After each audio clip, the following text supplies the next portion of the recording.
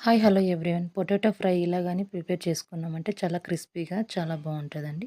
Stove మీద ఒక కడాయి పెట్టుకొని ఆయిల్ వేసుకొని అందులోనికి జీలకర్ర, ఎండుమిర్చి, వెల్లుల్లిని ఇలా కచ్చా పచ్చాగా దంచుకొని యాడ్ చేసుకోవాలి. యాడ్ చేసుకొని ఇలా ఫ్రై చేసుకున్న తర్వాత ఇందులోనికి మనం కట్ చేసుకున్న పొటాటోలని ఇలా యాడ్ చేసుకొని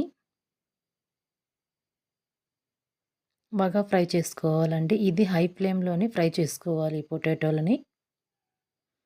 ఇలా ఫ్రై చేసుకోవడం వలన క్రిస్పీగా చాలా బావుంటాయండి తినడానికి పొటాటో ఫ్రై అనేది.